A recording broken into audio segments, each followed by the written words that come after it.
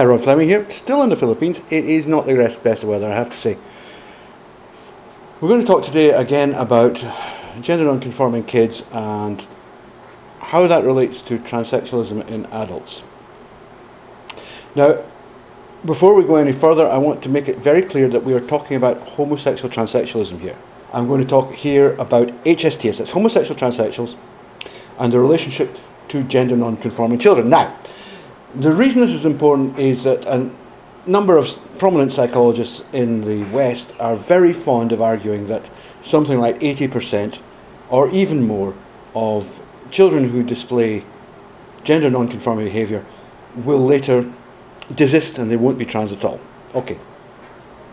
So I'm going to go through a number of points made here it's a presentation by Kelly Winters.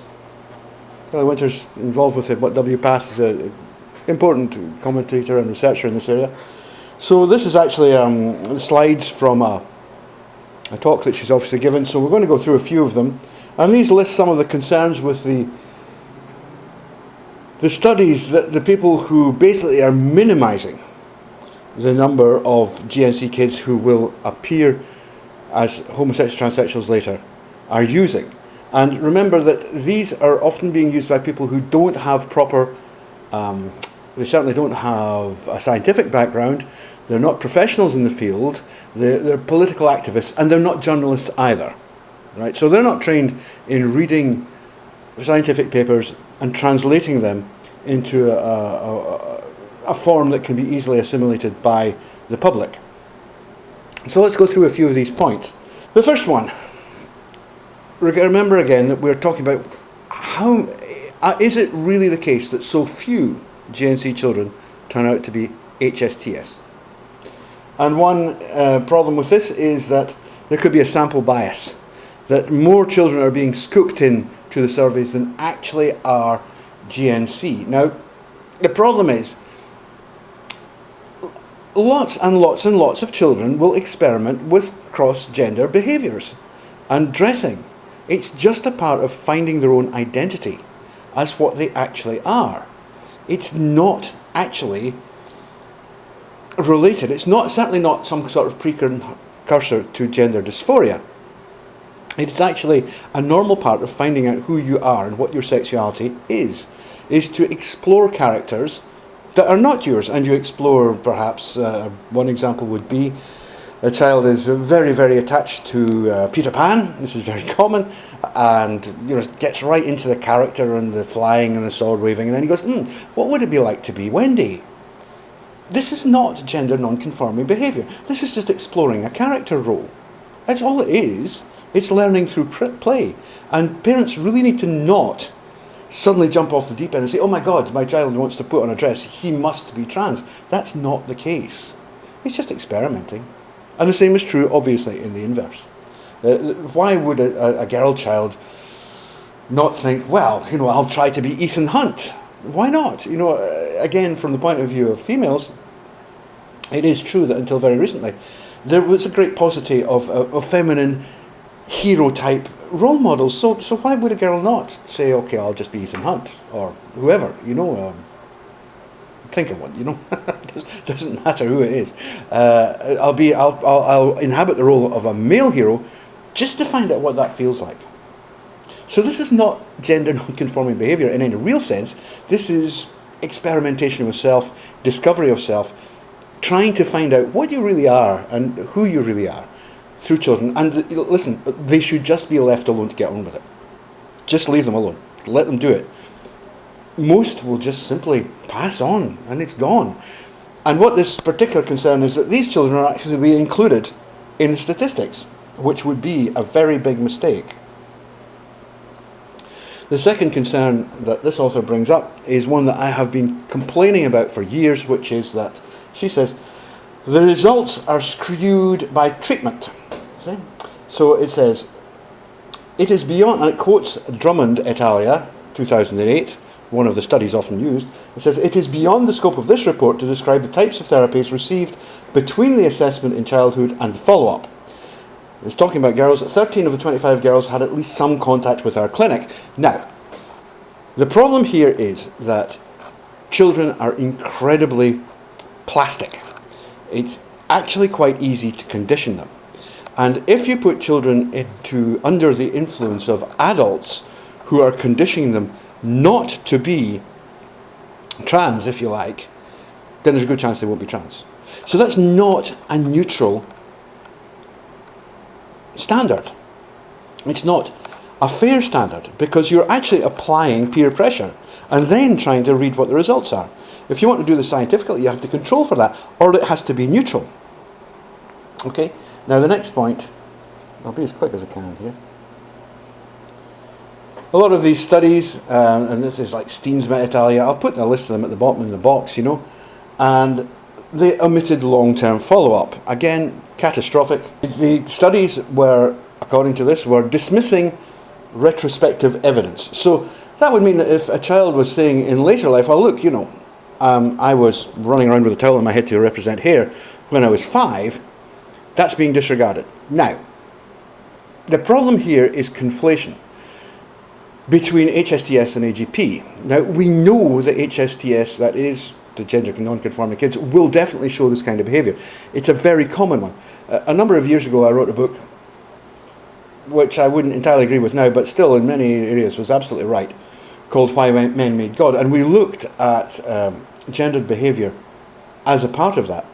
And one of the things we found was that women all over the planet, and I'm talking about in traditional societies, not modern westernized societies, dress their hair. They nearly always wear it long, they nearly always decorate it.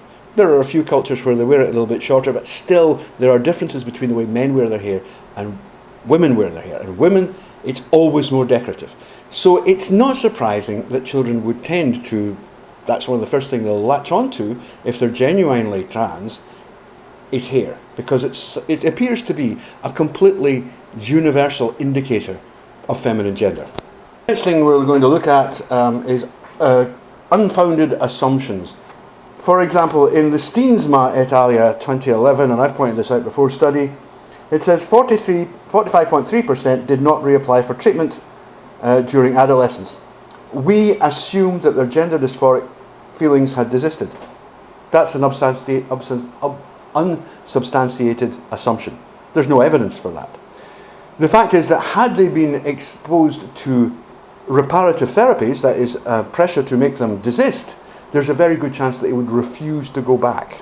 They'd say, no, no, no, they're going to try and stop us being what we actually are, so we ain't going there. So that assumption is completely uncontrolled for, and it definitely skews the figures. Including that 45% inside Steensma's study basically invalidates it. Okay? It makes it worthless. Right. What is called the magic sticky flypaper theory, which is quite funny. Parents and caregivers may help the child to handle their gender variance in a supportive way, but without taking social steps long before puberty, which are hard to reverse. Steensma again, 2011. Now, what this is saying is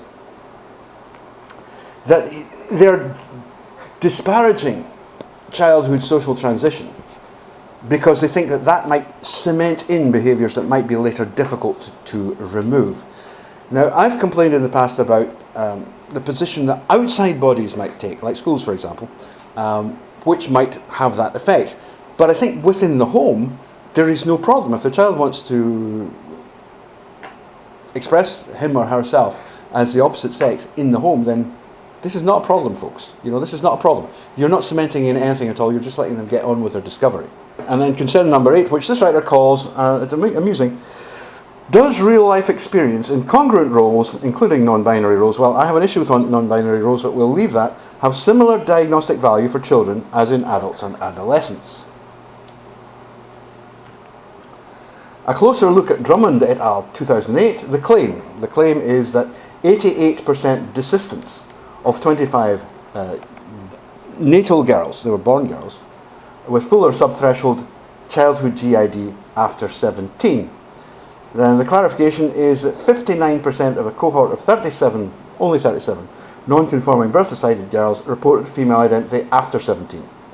8 transitioned medically, and 32 were unknown. 32% were unknown. None were followed long term.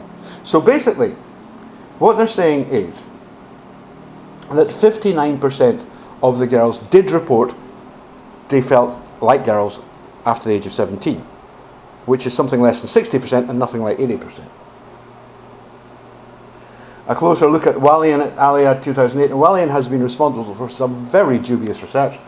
The claim, 27% of our total group of gender dysphoric children was still gender dysphoric in adolescence. And the clarification here is 27% of 77 gender non-conforming children transitioned medically after age 16.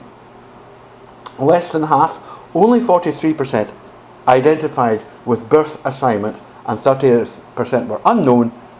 None were followed long term. So this really debunks this study. I mean, the methodology of these studies is appalling. It's really appalling, and it needs to be shouted down. Medical transition presumably means HRT and surgical transition. 43% identified with their birth assignment, that is, they desisted, and 30% were unknown. None were followed. 27% of 77 gender non-conforming children transitioned medically after age 16, which we presume to mean HRT and moving on to surgery. Less than half, 43%, identified with their birth assignment, and 30% were unknown. Again, Walian et alia assume that the ones that were not followed were actually desisting, right? So that they could be added in to the 43%, for which there is no evidence. A closer look at Steensma et alia 2011. Again, the methodologies here are very, very dubious. I'll put the specific links into the box down below. The claim that 55% of 53 children meeting GNC criteria sought medical transition in adolescence. Non-respondents, 45%, desisted in gender dysphoria. Actually, what happened, and if you read the paper, this is the case, more than half, 55% of the 77 children meeting the GID criteria in the study did seek medical transition in adolescence, and 45% were unknown. They did not know what happened to them because they didn't follow them up. And yet, this claim is added into the majority of GNC children will desist.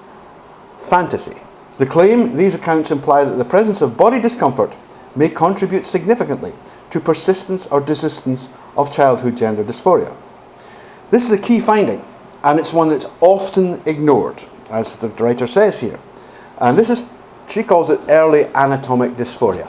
And basically this is talking about a situation wherein the child is not merely expressing perhaps romantic and erotic crushes on the same sex. They're expressing a problem with the nature of their body. If it's a boy, they want to have a girl's body. And if it's a girl, they want to have a boy's body. And again, none of these studies go into these details, but generally speaking, this tends to focus on the penis because of the the phallic significance, which is major, of the penis. It's such an important element in sexuality and sexual desire that wanting to have when you don't have and wanting to not have when you do is actually a very good indicator of where a person's going to be. It's often been said, and I agree, that if a person appears in adolescence with no indication of prior GNC, and they start off with body dysmorphia, it's probably not gender dysphoria at all. This is something slightly different. If you're looking at what's called ROGD, and as I say, I don't consider it to be a form of gender dysphoria at all, I think it's something else. Here, people are not so much concerned about the sexual organ, presence or lack thereof. It's the overall appearance of the body. And ROGD happens mainly in girls, and it seems to be associated with coming under the male gaze. And it has become very popular in recent years to denigrate that, to say that there's something wrong with girls coming under the male gaze. Well, there isn't. And teaching children, young girl children, that it's somehow wrong for them to attract the gazes of men, or that this is somehow dangerous for them, is ridiculous, and it needs to stop. So the writer here, and again we'll give you her name so that she gets full kudos for what is a very good little piece, Kelly Winters, she says, to sum up, one, evidence from these studies suggests that the majority of gender non-conforming children are not gender dysphoric adolescents or adults. That's true. Two, it does not support the stereotype that most children who are actually gender dysphoric will desist in their gendered identities before adolescence. So what's happening here is that the writer is drawing a distinction between those children who are actually gender dysphoric and those who are just showing passing gender non-conforming behaviours. And the measure for this is the one I mentioned before, which is persistency, consistency, and insistency. When you have these three things happening together, persistent for many years, insistent, I am a girl, stop calling me by my boy name, and it's intense, and it's consistent, it's just always the same, it never changes, it's not like they're playing a role, then you're looking at a gender dysphoric child, and the chances are that child will end up HSTs. 3. These studies do acknowledge that intense anatomic dysphoria in childhood may be associated with persistent gender dysphoria and persistent gender identity through adolescence. What that is saying is that identification with the opposite sex physical model in childhood is likely to lead to persistency and ultimately homosexual transsexualism. Again, this is what we've been saying for years. Number 4, speculation that allowing childhood social transition traps cisgender youth in roles that are incongruent with their identities is not supported by the evidence.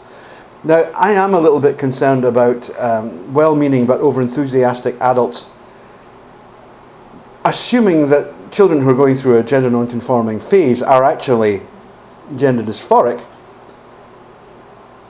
But I think that in most cases that's not actually happening, that the locking in isn't so much of a problem.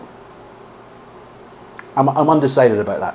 I think we need a little bit more research there. 5, these studies fail to examine the diagnostic value of real-life experience in congruent gender roles for gender dysphoric children. What they're saying is that they're not looking at how adults discussed it. I mean, what happens? I mean, what does Blair White tell you about her childhood?